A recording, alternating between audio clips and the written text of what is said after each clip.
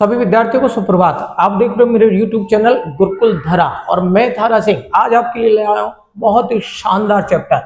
जैसा कि मैंने कल आपको बताया था उपमा अलंकार और उपमा अलंकार के अंग। उपमा अलंकार के 4 अंग होते हैं, उपमेय, उपमान और समान गुणधर्म और वाचक शब्द।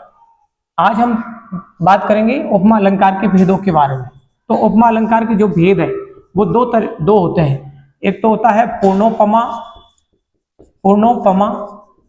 और दूसरा होता है लुप्तोपमा। पूर्णोपमा जैसे कि नाम से बताते हैं, पूर्णोपमा वह अलंकार जिसमें उपमा के चारों अंगों का वर्णन किया गया हो, वो पूर्णोपमा होता है।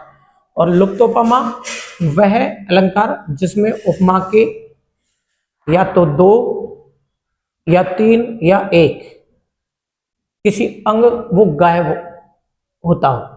कहने का मतलब है जिसमें 1 अंग, 2 अंग या कभी कभी 3-3 अंग गायब हो जाते हैं, वो लुप्तोपमा अलंकार कहलाता है। उपमा अलंकार का लुप्तोपमा।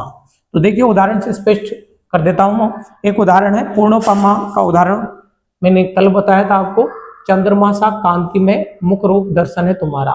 अर्थात इसमें कहा जा रहा है चंद्रमा सा कांति में यानी आया चमक सुंदरता के लिए, जिसके लिए कहा जा रहा है वो हो गया उपमेय, और चंद्रमा हो गया उपमान, और कांति में यानी सुंदरता ये समान गुणधर्म हो गया, और वाचक शब्द हो गया सा। चंद्रमा सा कांति में मुख रूप दर्शन है तुम्हारा। ये उदाहरण है पूर्णोपमा का।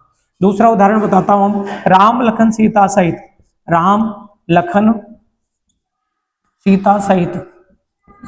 सहित सोहत पर्ण निकेत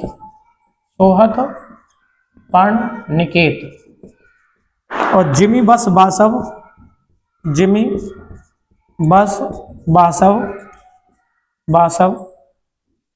अमरपुर सची जयंत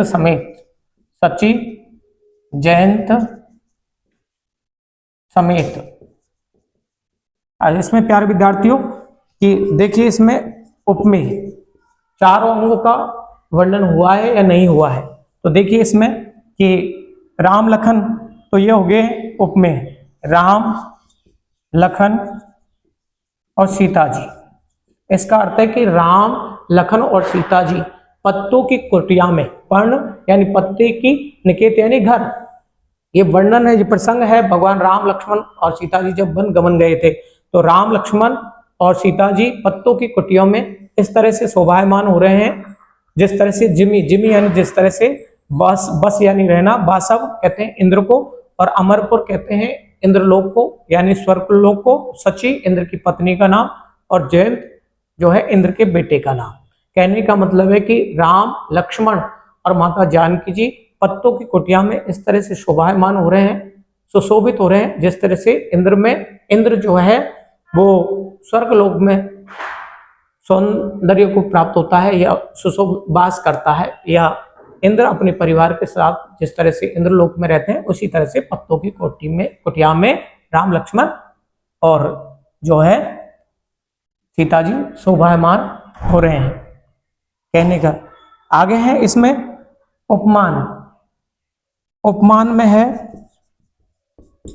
उपमान में आ जाएगा इंद्र, जिसके लिए आया बासव शब्द, बासव, और इंद्र की पत्नी सची, और इंद्र का पुत्र है जयंत।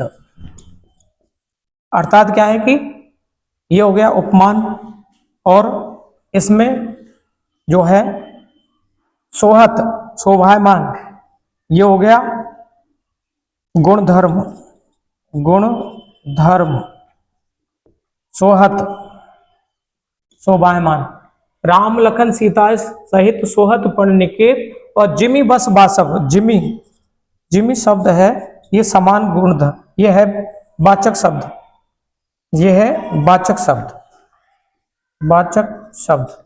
अर्थात राम लक्ष्मण और सीता जी पत्तों की कुटिया में इस तरह से शोभायमान हो रहे हैं जिस तरह से इंद्रलोक में अर्थात स्वर्गलोक में अपनी पत्नी सची, अपने बेटे जयंत और जो है के साथ शोभायमान होते हैं।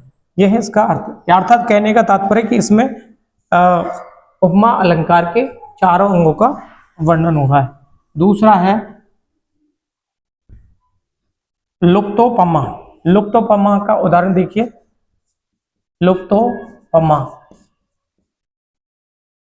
लुप्तोपमा का है जैसे कुलिस कठोर सुनत कटुवानी। सुनत कटु बानी, बानी यानी बाणी। कुलिस, कुलिस कहते हैं वज्र, वज्र के समान कठोर बाणी। अर्थात इसमें बताया है कि बाणी, जो बाणी है उसको कुलिस यानी वज्र के समान बताया है। तो बाणी जो है, उपमेय जो है, उपमेय क्या हो गया? बाणी। बाणी क्या है? उपमेय। और वो किसके समान बताई है? ये कुलिस के। तो ये हो गया उपमान। उपमान क्या हो गया? कुलिस। कुलिस यानी वज्र, और वज्र, और उपमेय हो गया, उपमान हो गया, और कठोर ये हो गया गुणधर्म। गुणधर्म। अब इसमें सा, सरिस, सदृश आदि वाचक शब्द नहीं है, तो ये क्या है? लुप्तोपमा। अर्थात इसमें क्या है? वाचक शब्द गायब है। इसी तरह से हम क्या है कि इसी का लुप्तोपमा का दूसरा उदाहरण ले सकते हैं। जैसे वह नव नलिनी सा, वह नव नलिनी सा, नलिनी, वह नव नलिनी सा मुख वाला कहाँ है? मुख वाला कहाँ है? कहाँ है? अब इसमें देखिएगा, वह नव नलिनी सा। तो नव नलिनी, नव यानी नवीन, नलिनी कहते हैं कमल को, कमल का फूल। तो वह नव नलिनी सा मुख वाला यानी नेत्र वाला कहाँ है? तो इसमें देखिए कि जो है नलिनी और वह और सा, ये सा क्या हो गया? सा समान, सरिस, सदृश, ये वाचक शब्द आ गया। और ये नलिनी, नलिनी क्या आ गया? उपमान आ गया। तो इसमें क्या है कि गुणधर्म नहीं है। और वह नेत्र, सुंदर नेत्र, तो उपमेय है सुंदर जो नेत्र है, नेत्र हो गया उपमेय। और उपमान क्या है? उपमान है इसमें नवनलिनी, नवनलिनी यानी सुंदर, ये कमल के जैसा। लेकिन इसमें और वाचक शब्द है, वाचक शब्द क्या है? वाचक शब्द सा। लेकिन इसमें ये नहीं बताया है, इसमें काश यदि ऐसा होता वह नव नलिनी सा सुंदर मुख वाला कहाँ है, तो इसमें गुण धर्म आ जाता। तो इसमें गुण धर्म नहीं है, गायब है। अतः हम कह सकते हैं कि ये लुप्तोपमा का उदाहरण है। तो आज इतना ही, धन्यवाद।